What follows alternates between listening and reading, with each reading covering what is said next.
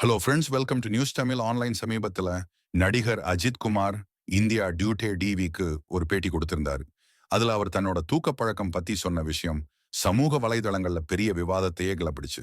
Ajith Kumar racing car பந்தய டீம்ல ரொம்ப ஆக்டிவா இருக்கிற அஜித் தன்னோட பிஸியான வாழ்க்கையில வர்ற ஒரு கஷ்டத்தை சொன்னாரு.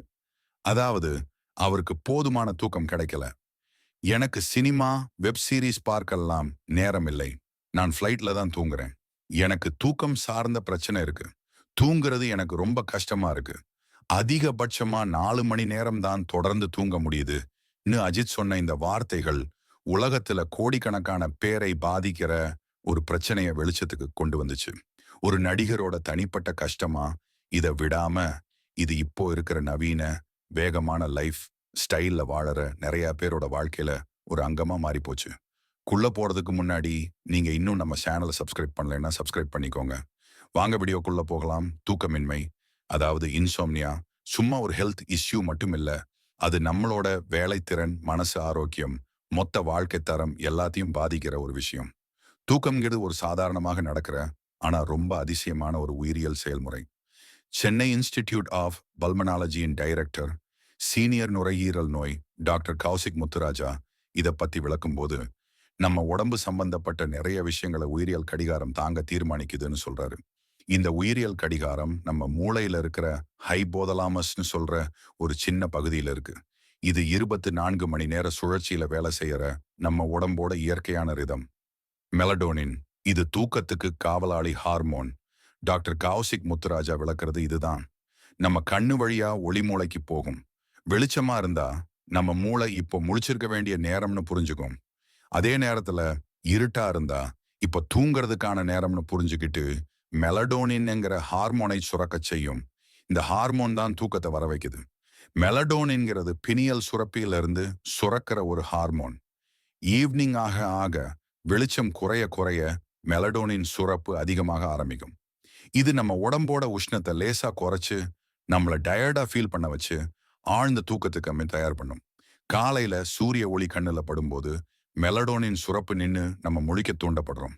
இப்போ இருக்கிற நவீன வாழ்க்கை முறை ராத்திரி முழுக்க ஸ்கிரீனுக்கு முன்னாடி இருக்கிறது, ப்ளூ லைட் பார்க்கறது, ஒழுங்கா இல்லாத வேலை நேரங்கள், இதெல்லாம் இந்த இயற்கையான சுழற்சியை ரொம்பவே கெடுக்குது. நம்ம மூளைக்கு ராத்திரிங்கிற உணர்வே இல்லாம போகுது. அதனால மெலடோனின் சுரப்பு தடுக்கப்படுது. இதோட விளைவுதான் தூக்கம் வராம போறது. தூக்கமின்மைனா என்ன? நடிகர் அஜித்தோட பிரச்சனைய பத்தி பேசுற ஓய்வு பெற்ற பொது சுகாதாரத்துறை டைரக்டர், இது இன்சோம்னியான்னு சொல்லப்படுது. இது ரொம்ப அரிதானது, ட்ரீட்மெண்ட் மூலமா சரி பண்ணிட முடியும். ஆனா தூக்கமின்மைங்கிறது பெரும்பாலும் நம்ம செய்யற தப்புகளால வர்றதுதான் சொல்றாரு. இன்சோம்னியானா தூங்க முடியாம திணறது, தூக்கம் ரொம்ப நேரம் தொடர கஷ்டப்படுறது, இல்லைன்னா அடிக்கடி முழிச்சுக்கிட்டு மறுபடியும் தூங்க முடியாம போறது மாதிரியான நிலைகள். இதுல 3 வகைகள் இருக்கு. கடும் இன்சோம்னியா, இது சில ராத்திரிகள் இல்லைன்னா வாரங்கள் மட்டும் நீடிக்கும். வேலைப்பளு, குடும்ப பிரச்சனை, இல்லைன்னா ஒரு ஷாக்கான சம்பவம்னால இது வரலாம். நாள்பட்ட இன்சோம்னியா, இது வாரத்துல குறைஞ்சது 3 ராத்திரி, குறைஞ்சது 3 மாசத்துக்கு தொடர்ச்சியா இருக்கிற தூக்க பிரச்சனை. இது மெடிக்கல் இல்லைன்னா மனசு சம்பந்தப்பட்ட காரணங்களோட தொடர்பு படுத்தப்படலாம்.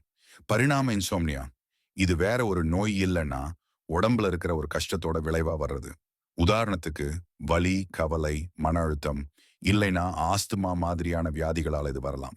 இந்தியாவில் தூக்கம் ஒரு தேசிய பிரச்சனை.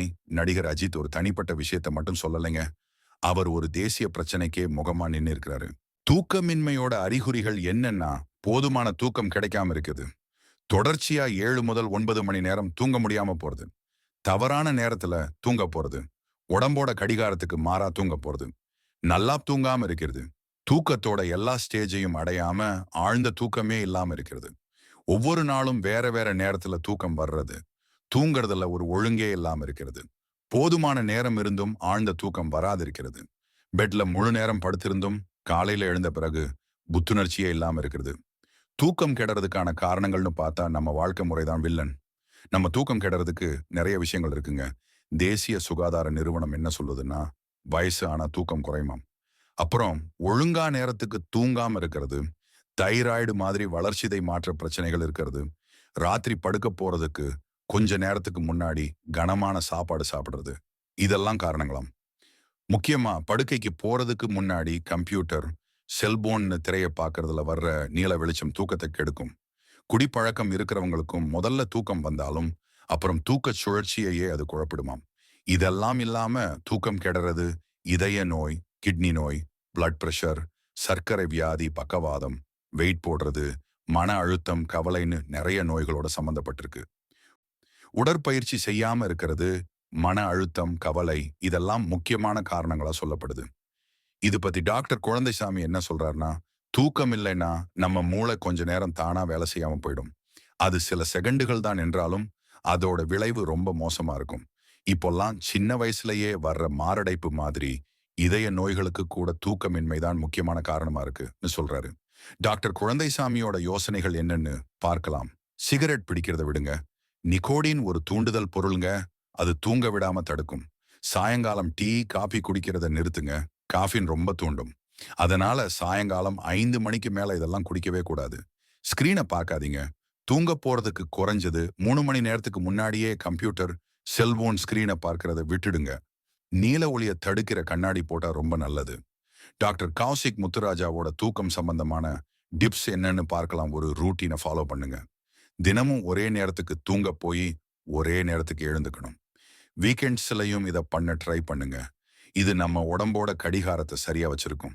தூக்கம் வந்தா மட்டும் பெட்டுக்கு போங்க. சும்மா பெட்ல படுத்துட்டு தூக்கம் வரலைன்னு காத்துக்கிட்டு இருக்கிறதை தவிர்த்துடுங்க. பெட்ரூமை தூக்கத்துக்கு மட்டும் யூஸ் பண்ணுங்க. பெட்ல படுத்து டிவி பார்க்கறது, ஃபோன் பேசுறது, சாப்பிடுறது இதெல்லாம் வேண்டாம். தூங்க நல்ல சூழ்நிலையை உருவாக்குங்க. ரூம் இருட்டா, சத்தம் இல்லாம கொஞ்சம் கூலா இருக்கணும். ராத்திரி ஹெவியான சாப்பாட்டை தவிர்த்துடுங்க. தூங்க போறதுக்கு 2-3 மணி நேரத்துக்கு முன்னாடியே டின்னர் முடிச்சிடுங்க. வீக்கெண்ட்ஸ்ல அதிகமா தூங்காதீங்க. இது திங்கட்கிழமை ராத்திரி தூங்குறதுக்கு கஷ்டமாகிடும். காலை, மத்தியானம் தூங்கக்கூடாது. பகல்ல தூங்குனா ராத்திரி தூக்கத்தை பாதிக்கும். ஆனா 20-30 நிமிஷம் சின்ன தூக்கம் போடலாம். இது ஃப்ரெஷ்ஷா ஆகிடும். ஆனா ரொம்ப நேரம் தூங்கக்கூடாது. உடற்பயிற்சி பண்ணுங்க. ரெகுலரா எக்ஸர்சைஸ் பண்ணா தூக்கம் நல்லா வரும். ஆனா தூங்க போறதுக்கு 2-3 மணி நேரத்துக்கு முன்னாடி கஷ்டமான எக்ஸர்சைஸ் வேண்டாம். ரிலாக்ஸ் ஆகிற முறைகளை பயன்படுத்துங்க. பெட்டுக்கு போறதுக்கு முன்னாடி நல்லா மூச்சு இழுத்து விடுறது, தியானம் பண்றது, இல்லைன்னா மெதுவான பாட்டு கேட்கிறது இதெல்லாம் மன அழுத்தத்தை குறைச்சு நல்ல தூக்கத்தை கொடுக்கும். தூக்கம் ஆடம்பரம் இல்லை, அது ரொம்ப முக்கியம்.